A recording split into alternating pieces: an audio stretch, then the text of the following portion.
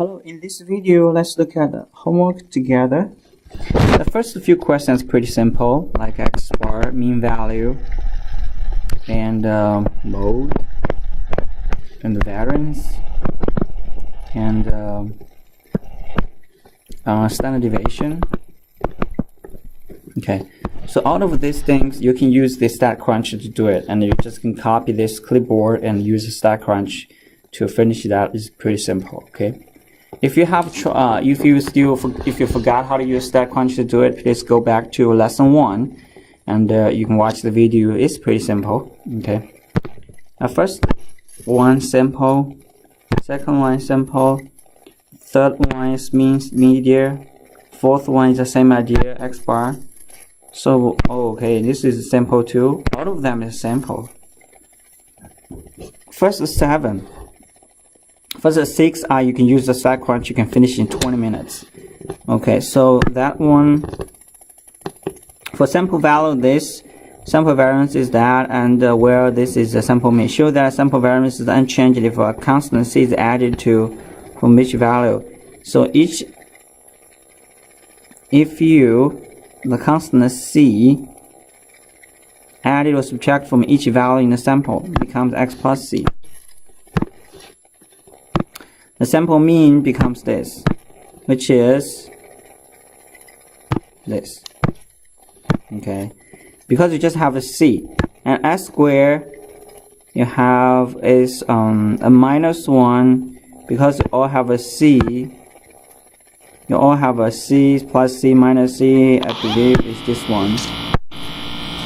Okay. So since that, this shows that a c will be cancelled out. It's plus c minus c is the same. And replace the c. And that shows the variance unchanged if a constant is added each value. Replace the c with the sample variance unchanged if a constant is subtract from each value is minus c. Okay. So it's pretty simple. You can finish that by yourself. Okay. So number 8. Okay, number 8 is z equals x minus mu over sigma. This is how we find the z-score. So here, x is mu x. So what do we have for the sample z-score of the sample value? So what do we have is z equals x is mu x bar minus 1.5 sigma x bar minus mu x bar. This is your x minus mu over sigma x bar. So the z1 equals negative 1.5 because cancel sigma x bar cancel out. z2 equals negative 0.7. So what you need to do is just find out probability z less than negative 0.7, bigger than negative 1.5. Then negative 0.7 you can find the probability negative 0.7, which is 0.2420. Minus 1.5, 0.668, 0.668, so it's 0.1752. Okay.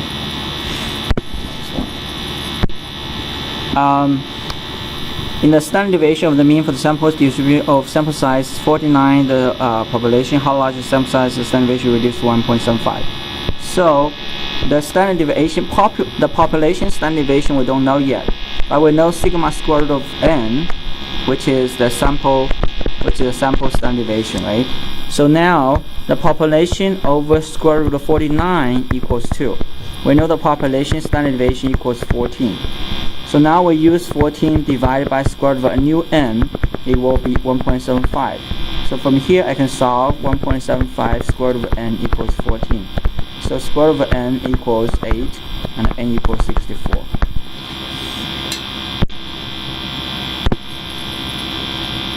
This one needs a little bit of work. So you have to find out mu equals, you need to find out mu sigma, okay? So first the expectation value, mu equals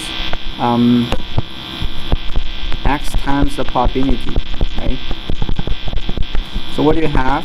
The first is 1/3 is probability times the x value is 2 plus 1/3 is the second probability times 10 is x value plus 1/3 times 18. This is the mean value of this distribution of this 1/3, 1/3, 1/3, and 2, 10, 18. So this is the mean value, which is 10. And the sigma, which is EX squared minus EX squared. So EX is given as 10. So this is 10, right? So you get 10 squared minus. Okay, EX squared, what is the expectation of x squared? So it's 1/3 times x squared, which is 4, plus another 1/3 times the x squared, which is 100, plus 1/3 is mean value times x squared, which is 18 squared, which is 324, minus mu squared is 100, and solve that, which is 128 over 3. Okay, so what you need to do from here, you find out the sigma is given now. Okay, it says find the probability of random sample size n equals 96. Okay, so we're going to use a normal, and 96 is bigger than 30. We're going to use normal distribution to approximate this this discrete uniform distribution. So what do we have? We can use, if you use a normal distribution to approximate the discrete distribution, you have to do a little bit of adjustment. Okay, so for the for this one, for bigger than that, you have to add 0.05. The small one you subtract from 0.05. So what you have is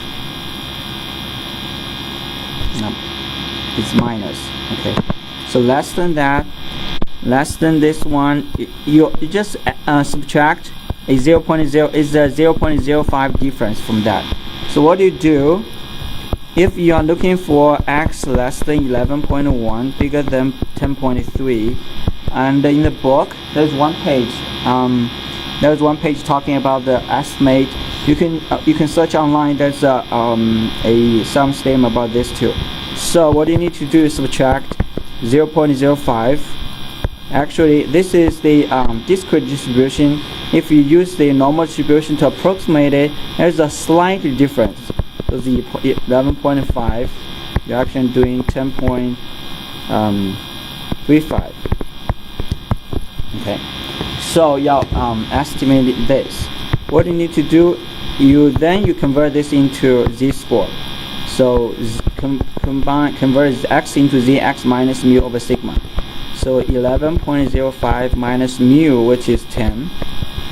And this one is the same thing, 10.35 minus mu, which is 10, over square root of sigma. Sigma is 128 over 3. So sigma is square root of 128 over 3.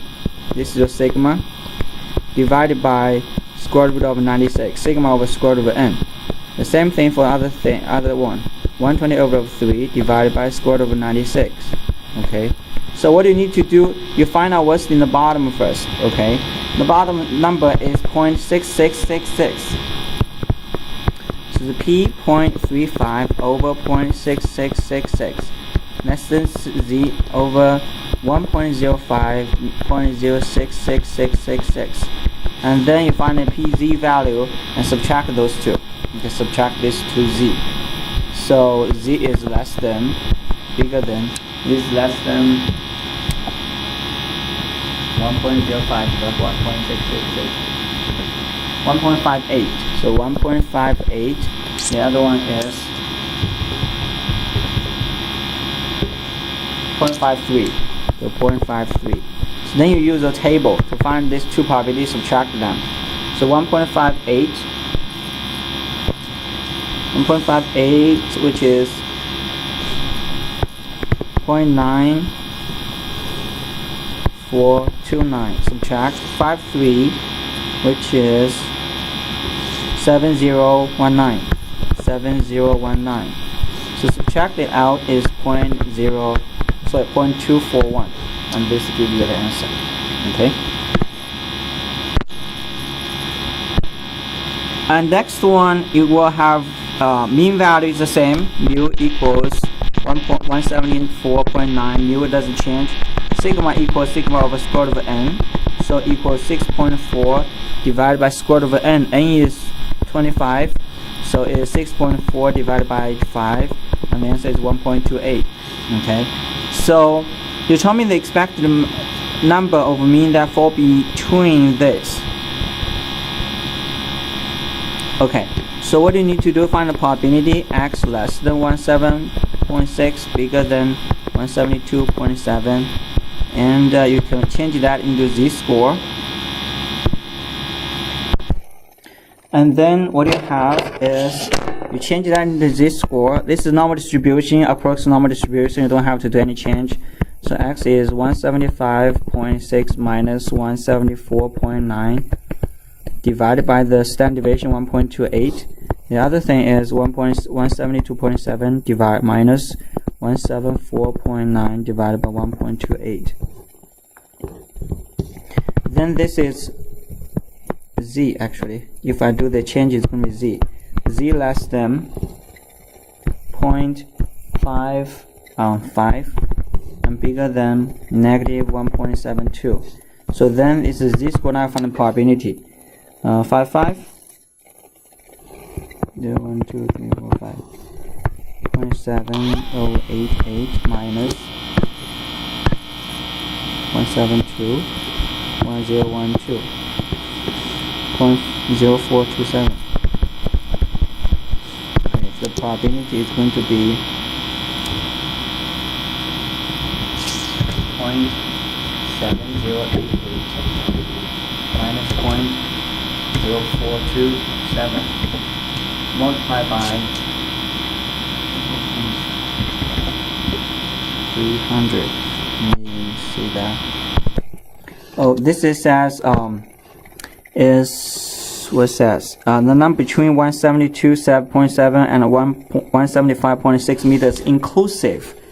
So I have to, because this is the 1,000 students, is we use a normal distribution to approximate a continuous distribution. So if it's inclusive, 172.7 and 175.6. Okay, so if it's inclusive, I go out a little bit, go out and subtract the 0.05 from this side and add 0.05, like inclusive, you know, like a bound, making it a little bit bigger. Like it's always used half 0.005 as adjustment. So I think here I need something. I think I just subtracted that, then subtract that, and subtract that is a little bit bigger, 7, and then this one plus 5 is 0.6. Let me check it again, see if it's right. Okay, so this one will give you 1.76. If you subtract that, divide it, it's actually 1.6, and this is 0.59. So let's subtract this again. So this is 6.5. This is 165. Okay, because it says inclusive, you have the end points is plus 0.05 to the right, minus 0.05 to the left. So these 2 points are included, is inclusive. If you use a normal distribution to approximate the discrete distribution, you have to add or minus 0.05 to adjust that. Okay, so this one give you, let's just find it out, 1.76. 0.9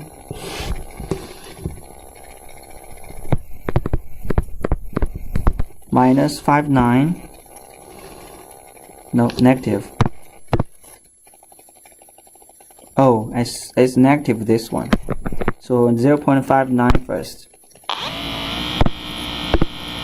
597.224 and negative 1.76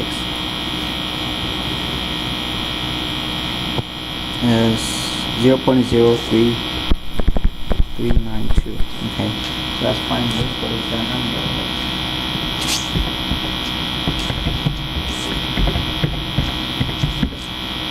0.6832. The total samples is how many? Total is 300, and multiplied by point. This is the probability of that many of samples will fall into that. So our total sample size is 300. Then multiplied by the total sample size, that's how many will fall into that interval. 205. I hope I'm doing right this time. So it is 205. This is the same thing, but it says it's below 172. It says it's below 172. Since it's inclusive, you have to add 0.05 to adjust it. So basically, you have to find an x less than 172.05. Okay. Then you convert that into x minus mu over sigma x bar.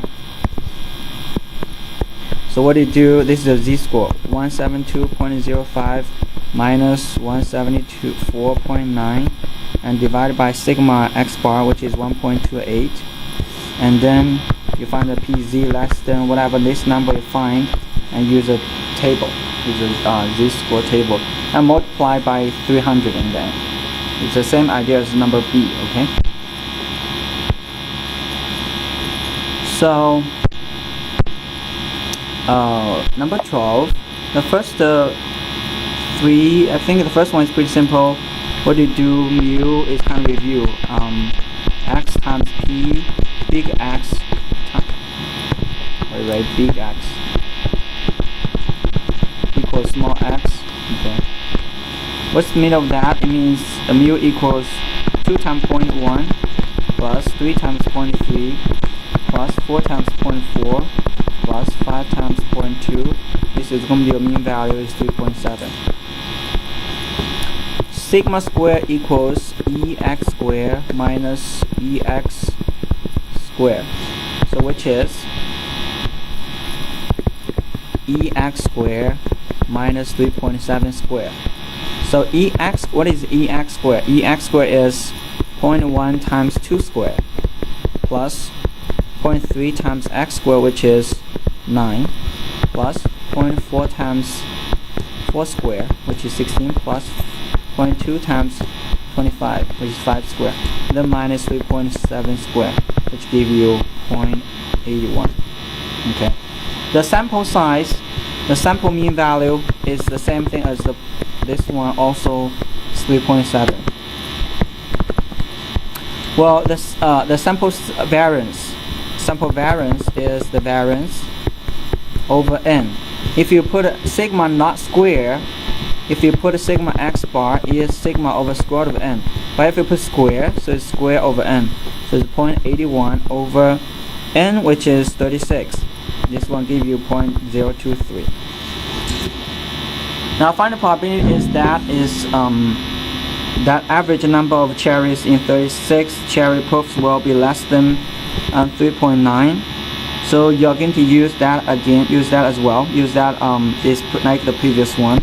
Px less than 3.9. You have to use that adjustment 0.05 again to make that adjustment, and then you'll find out the probability. Okay. The next one is also simple, and you use the z-score equals x1 minus x2 minus mu1 minus mu2 over square root of sigma 1 square over n1 plus sigma 2 square over n2. Well, which you got this one, x1 minus x2, which is 4, minus this says condition is mu1 equals mu2 minus 0. Square root of z square, sigma is what? Sigma is 6. So it's 36 over 40 plus another 36 over 40 again.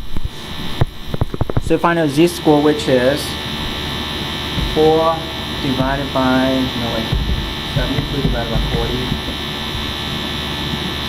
72 divided by 40, and then you can square root, and multiply by 4.